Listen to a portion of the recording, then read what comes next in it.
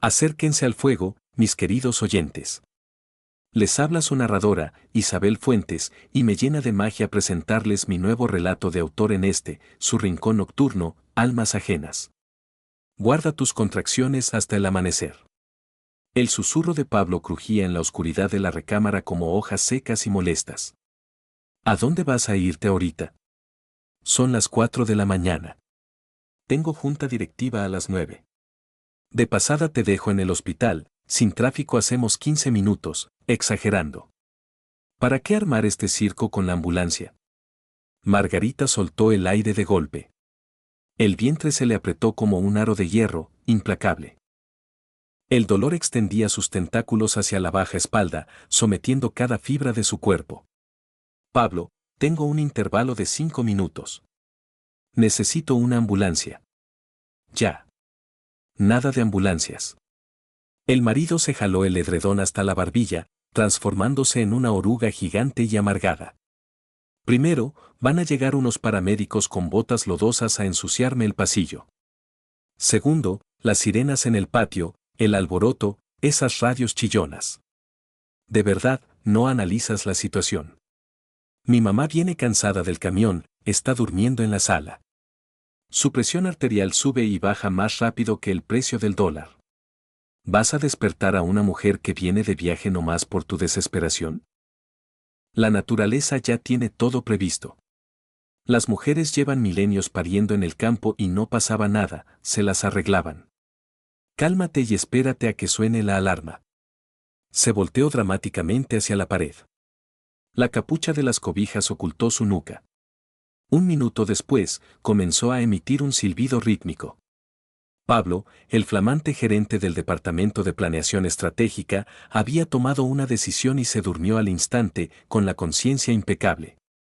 Margarita, con el cuidado de quien pisa cristal, bajó los pies de la cama centímetro a centímetro. Las plantas tocaron la madera fría del piso.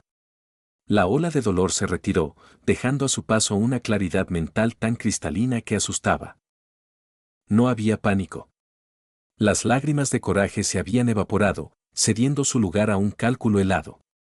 El cerebro de auditora senior de una firma consultora de prestigio acababa de encenderse.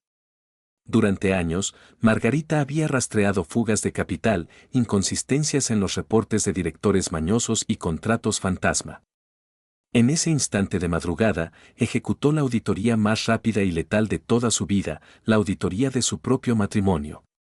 El balance final no cuadró. Fue un desastre catastrófico. En la columna de apoyo incondicional no solo había un cero, sino un número rojo, un abismo inmenso que la arrastraba al fondo. El hombre con el que compartía la cama acababa de poner su cafecito matutino en la oficina y el sueño de su familiar, muy por encima de la seguridad de su esposa y de su hijo a punto de nacer. Se puso de pie, apoyándose en el respaldo del sillón. Ese departamento era suyo. Un espacio amplio sobre una avenida principal que le había heredado su abuela. Margarita había invertido ahí todo el bono de un proyecto gigante, contratando albañiles, peleando descuentos en la ferretería y revisando personalmente que el piso quedara perfectamente nivelado. Pablo se había mudado ahí hacía 3 años. A su mudanza, él la llamó optimización de gastos logísticos. Al marido le fascinaba esa palabrita, optimización.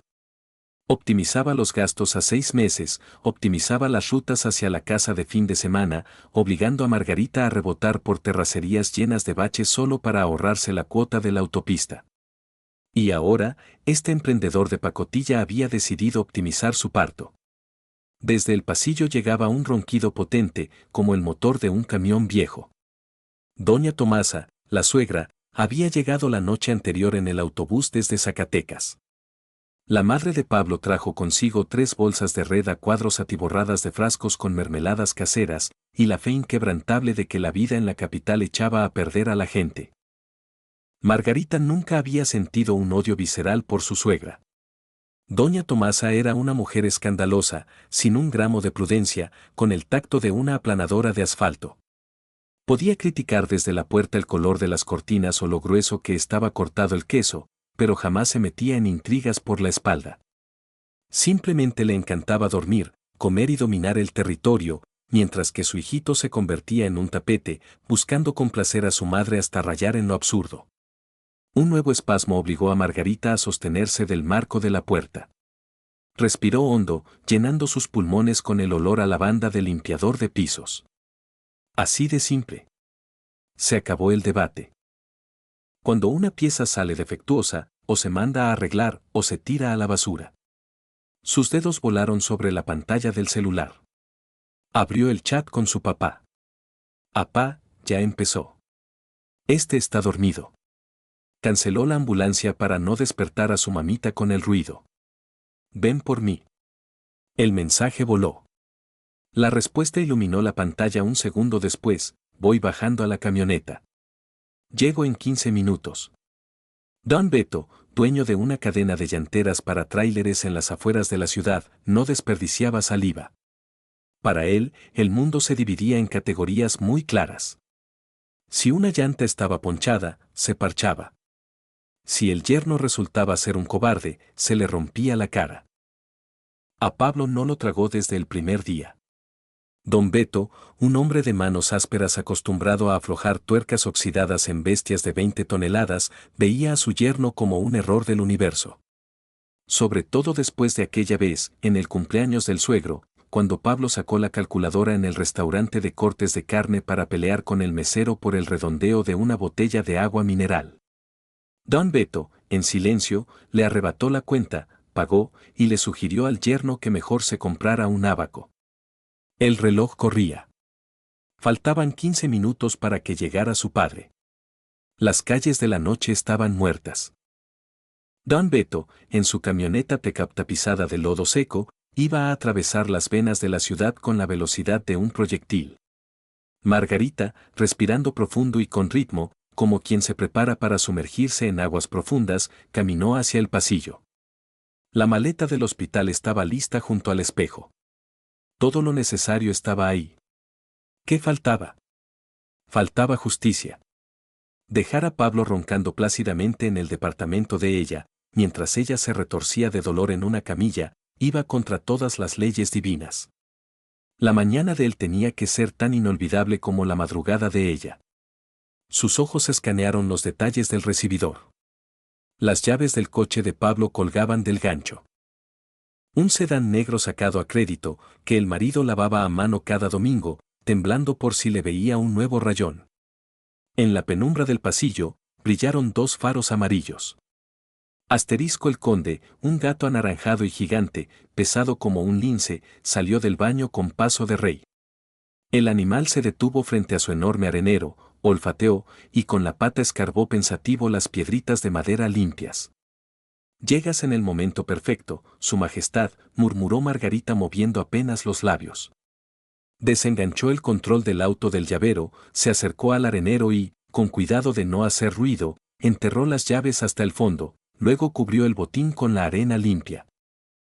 El conde, soltando un ruidito de aprobación, saltó dentro y comenzó a rascar con entusiasmo, sepultando la escena del crimen. Para cuando amaneciera, las llaves estarían blindadas bajo una montaña de regalitos felinos. La búsqueda del tesoro antes de su tan importante junta directiva prometía ser un espectáculo digno de verse. La contracción regresó, más brava que la anterior. El dolor le bañó las caderas. Margarita se sentó en el taburete frente al espejo. Respirar parejo. El celular otra vez en las manos. Abrió la aplicación del banco. Tenían una cuenta de ahorro en común. Pablo la llamaba el Fondo de Contingencia Estratégica. Ahí metían partes iguales para pagar la remodelación de una casita de campo. Una casita que, en las escrituras, estaba a nombre de doña Tomasa. El marido le había jurado por su vida que era una medida temporal para evadir impuestos, y que pronto su madrecita les pasaría la propiedad a los dos en partes iguales. Un plan maestro donde Margarita terminaba financiando el retiro de su suegra. La auditora que llevaba dentro torcía la boca cada vez que hacía la transferencia mensual. Se acabó eso de patrocinar la comodidad ajena. 3 toques rápidos en la pantalla.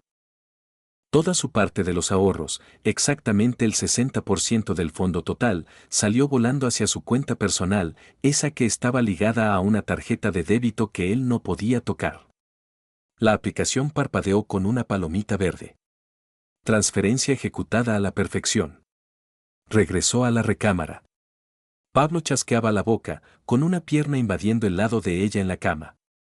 En el buró brillaba tenuemente un estuche mate. Sus audífonos nuevos, inalámbricos, con cancelación de ruido activa. El juguetito más reciente, que le había costado un tercio de su quincena, comprado con el pretexto de entrar en un estado de concentración profunda. El marido juraba que sin ellos se sentía físicamente incapaz de contestar correos del trabajo. La mano de Margarita se deslizó sobre la madera. El estuche desapareció en la bolsa de su sudadera deportiva.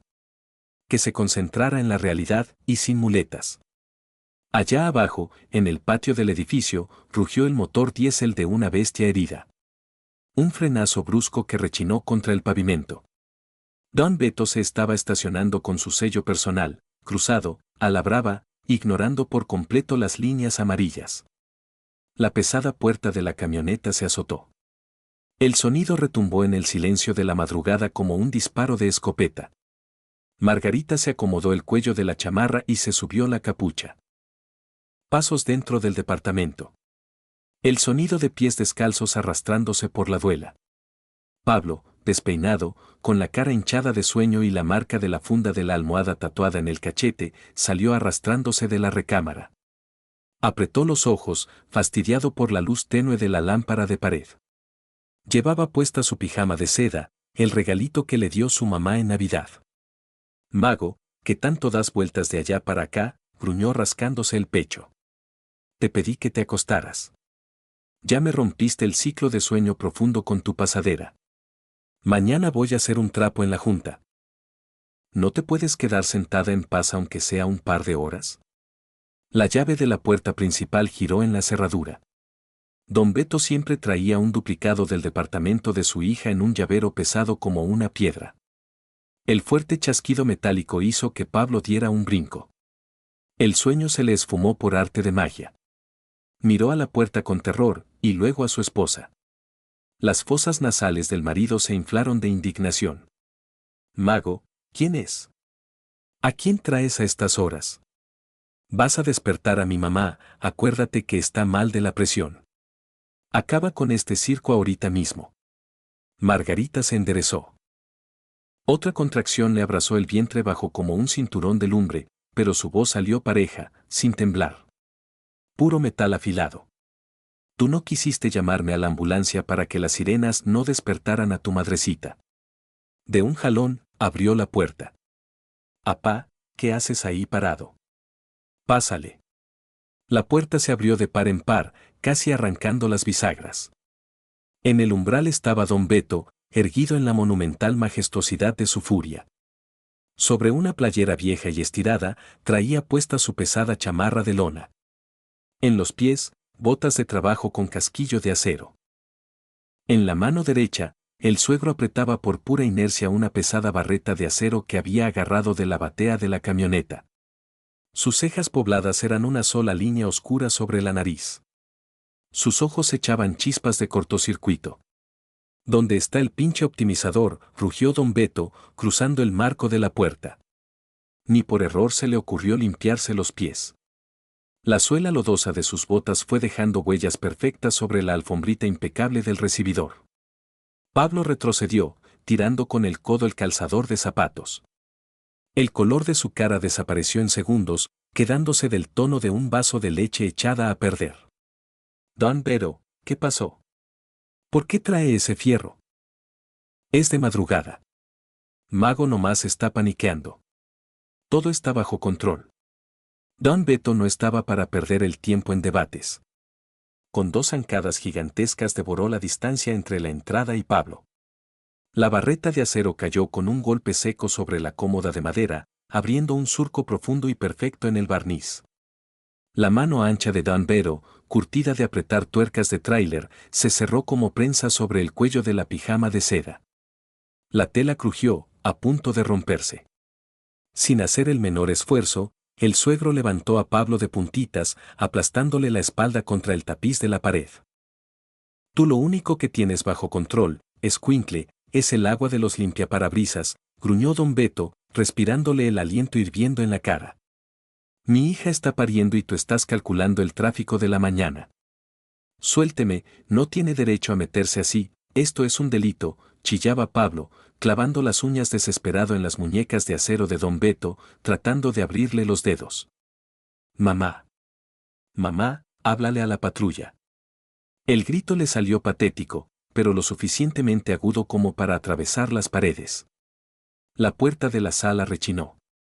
Al pasillo salió navegando doña Tomasa. Envuelta en una bata de toalla color vino, la suegra parecía una emperatriz en el exilio. Sobre su cabeza se levantaba, orgullosa, una torre de tubos de plástico gigantes. Se quedó congelada, analizando el cuadro en el pasillo. La mirada de una mujer recién despertada y bastante fastidiada pasó por Margarita, que se sostenía a duras penas del marco de la puerta. Luego saltó hacia un don Beto rojo de coraje, con la cómoda destrozada de fondo, y finalmente se clavó en su propio hijo, colgando en el aire con la pijama rota. ¿Qué clase de borlote traen a las 5 de la mañana?, preguntó doña Tomasa con una voz grave y ronca, mientras se amarraba el cinturón de la bata.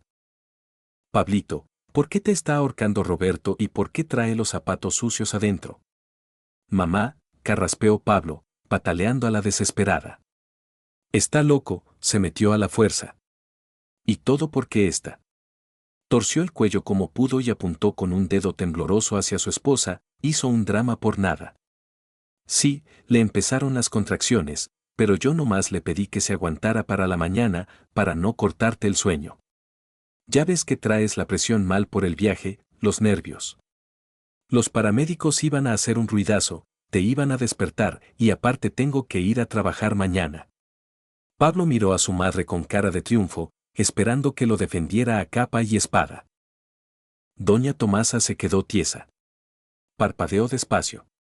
Movió su mirada pesada hacia Margarita, que estaba mordiéndose los labios para aguantar la ola de dolor de otra contracción, y luego volvió a ver a su hijo.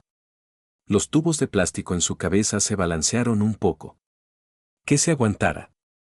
La voz de la suegra perdió de golpe lo aterciopelado del sueño. Sonó como un clavo rayando un vidrio.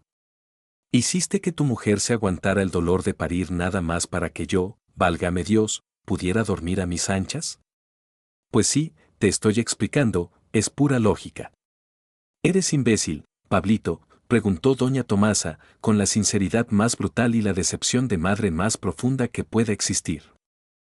A Pablo se le cortó la respiración. Se le cayó la mandíbula. Del puro asombro, don Beto aflojó la mano.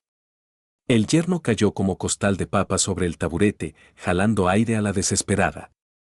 La suegra se le fue encima al hijo como un rompehielos partiendo glaciares.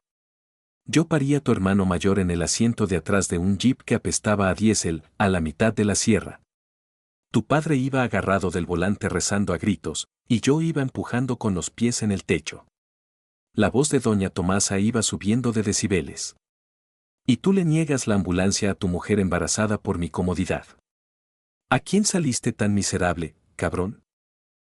Al tacaño de tu abuelo Simón, que ponía a secar las bolsitas de té de manzanilla en el tendedero. Don Beto soltó una carcajada seca. Recogió su barreta de la cómoda y, por primera vez en su vida, miró a su consuegra con un respeto absoluto.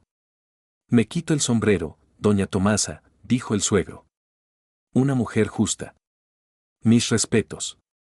Ahorita mismo yo agarro ese fierro tuyo y le persigno la cara a este pinche estratega de pacotilla, bramó la suegra, arremangándose la bata color vino como si fuera a amasar pan. Su vieja dando a luz, y el señorito tiene miedo de llegar tarde a su juntita. ¡Pof! ¡Qué vergüenza me das, ni me mires a los ojos, infeliz! Margarita se enderezó, la contracción había cedido.